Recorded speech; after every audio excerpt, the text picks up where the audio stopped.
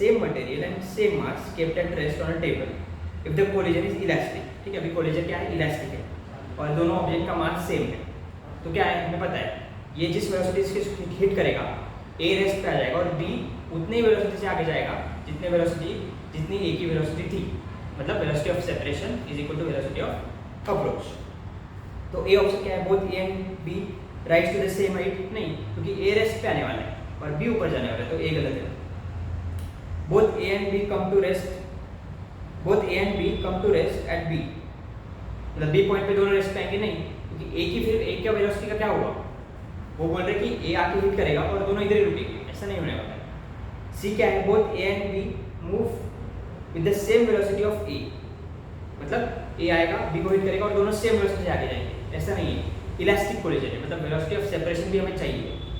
D option is A comes at rest and B moves with the velocity of A, this is correct. ठीक, easy question है, ठीक है। 83, body of mass m1 collides elastically with another body of mass m2 at rest. m1 है, m2 rest पे ये hit कर रहा है इसको। There is maximum transfer of energy when, maximum transfer of energy मतलब क्या, जो भी इसकी एनर्जी थी वो completely इसको ट्रांसफर हो गई, that is maximum transfer, और वो कब होता है, जब दोनों का मास सेम होता है। ठीक है, तो इसका होगा m1 is equal to m2। Okay, next 84 का हम देखते हैं, 85 पहले करते हैं, जो थ्योरेटिकल है वो पहले कर लेते हैं। 85 में क्या है, two identical balls marked 2 and 3 in contact with each other and at rest on a horizontal friction is stable are hit with the speed are hit head on by another identical ball marked 1 moving initially with the speed v। ठीक है, assume the collision is elastic, find out the correct option. तो क्या होगा, simple है इसमें भी, तो क्या करना है, ये देखो, ये एक है, ये एक दूसरे को अटैच है, मतलब एक दूसरे को चिपका के रखें, ये भी से आएगा, इसको हिट करेगा, इसको कुछ नहीं होगा, ये रेस्ट पे रहेगा, जो भी है ये इसको ट्रांसफर करेगा और ये भी से निकलेगा। ठीक है, मतलब तुमने ये भी एग्जांपल देखा रहेगा कि ये पेंडुलम है,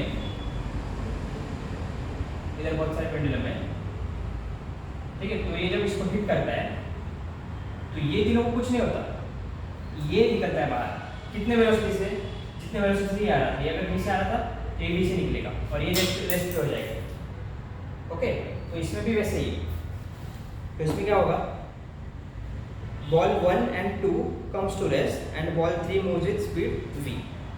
ठीक है, okay. 86, two balls of equal mass have a head on collision with speed 6 metre per second each. ये 6 है, ये 6 है, 6 और 6 से आ रहे हैं। अप्रोच कितना है, 12 का। कोएफिशिएंट ऑफ एक्सीलरेशन कितना है, 1/3, मतलब क्या, 12 से अप्रोच हो रहे हैं, मतलब सेपरेट कितने से होना चाहिए, 4 से सेपरेट होना चाहिए, 1/3 ना, तो 12/3, मतलब 12 से आ रहे हैं, 4 से सेपरेट होना चाहिए। अगर 4 से सेपरेट होना चाहिए तो velocity of each ball should be 2 metre per second, ये 2 से जाएगा इधर, ये 2 से जाएगा इधर। ओके, कोएफिशिएंट ऑफ सब्स्टिट्यूशन में हम क्या मिस्टेक करते हैं, सिंपल सिली मिस्टेक जो करते हैं हम, तुम लोगों से सिली मिस्टेक जो होती है वो ये होती है कि वेलोसिटी ऑफ सेपरेशन ऊपर लेना है। कभी कभी क्या करते हैं हम, वेलोसिटी ऑफ अप्रोच ऊपर लेते हैं और सेपरेशन नीचे रखते हैं, ऐसा नहीं है, सेपरेशन बाय अप्रोच, याद रखो। ठीक है, 87, two diagrams show the situation before and after collision. ठीक है, ये निकालना है, सिंपल है। तो वेलोसिटी ऑफ अप्रोच कितना है, ये 8 से आ रहा है, ये 2 से आगे जा रहा है, मतलब अप्रोच कितना है, 6, सेपरेशन कितना है, 3, अप्रोच 6, सेपरेशन 3। तो हमेशा याद रखो कि e लेस देन 1 होना चाहिए, तो अगर गलती से तुमने 6/3 भी किया तो 2 आएगा, तुम्हें ध्यान में आना चाहिए कि e should be less than 1, तो 3/6 हो, 3/6 मतलब हाफ, मतलब बॉम्बे। ठीक है, answer will B Bombay. Okay, और ये 84 वाला, 84 में क्या है, मास m moves with velocity v and collides inelastically with another identical mass. After collision, the first mass moves with velocity v by root 3 in direction perpendicular to the initial direction of motion. Second mass का speed निकालना है। ठीक है, तो देखो